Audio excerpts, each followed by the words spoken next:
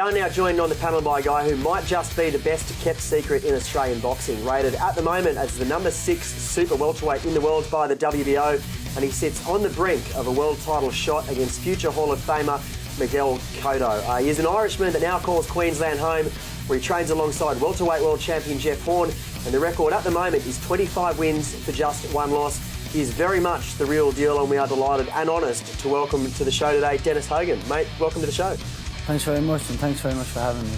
And you've just, I believe, had your first bub as well a couple of weeks ago, mate, so it's been a big past few weeks. It has been, but it's been terrific. My daughter, Aria Layla Hogan, was born, and her and mother are doing great, so all is good. That's fantastic to hear. Congratulations. Thank you very much. Mate, look, on October the 14th, potentially the biggest fight of your life against the Japanese fighter Yuki Nanaka, let me get the pronunciation right, at the Exhibition Centre in Brisbane. It is for the number 2 spot in the WBO, and hopefully if Miguel Cotto doesn't retire, you may well find yourself getting a world title shot against him.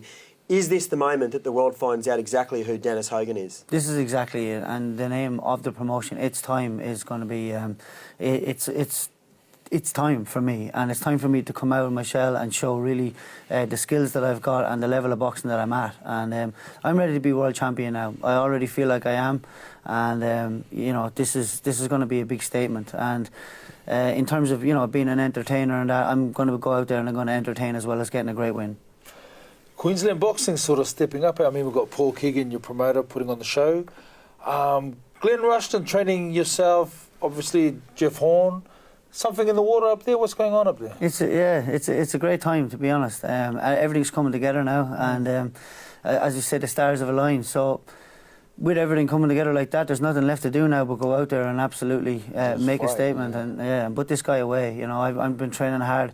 I've changed my mindset and my what I want to do. Usually I just outbox fellas, but now I've put the work in now to be phenomenally fit, break this guy down and finish him off, and that's what Glenn Rushton is all about, and that's now what I'm all about.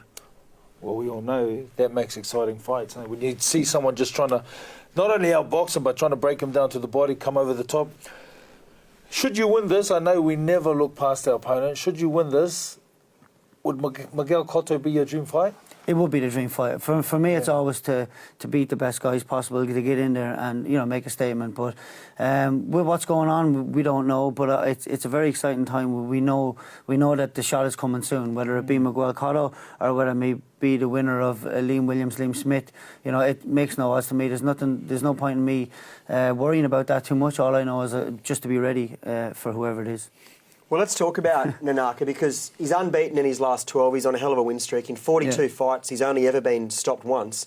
What do you need to do to stop a guy like this, who is probably traditionally a bit of a counterpuncher? Yeah, that's it. An elusive counterpuncher. And a southpaw as well, which we all know makes it more awkward. But just to keep that pressure on him. I mean, this is my first time not travelling around the world for training camp or the likes for a fight in 3.5 years. So I get to stay here while he travels out of his country for the first time. On top of you being more on my side, and on top of all the changes I've made to better myself as a boxer and the training I've done, they're all just telltale signs of what's going to happen on the night.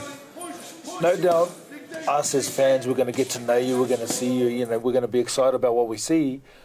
Tell us all about your amateur career, because you had quite an extensive amateur career, didn't you? Yeah, I had about 160 amateur fights, boxing from the age of 8 underage. My first underage fight was 8, and a competitive fight at 11.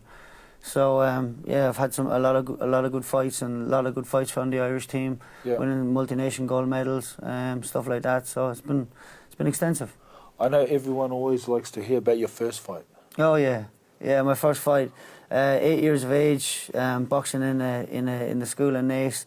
We brought in and put the gloves on. I remember the gloves coming up to here. So we went out and we swung hell for leather, as they say. But it was great. Very, very nervous, you know, as you know yourself, very nervous. But from that point onwards, anyway, it just kept getting better and better. And first fight at 11 too was a big one for me. First competitive fight where there was a winner. I got the win in there too. So it was a good start to my career. Well, after almost a couple of decades, it all comes down to this one, mate, and we certainly wish you all the best on October the 14th at the Exhibition Centre in Brisbane. It's a huge chance to go into the number 2 spot and secure, potentially, we hope, a world title shot against Miguel Cotto. So, Miguel, if you're watching, I'm sure you are. Why wouldn't you be? Don't retire.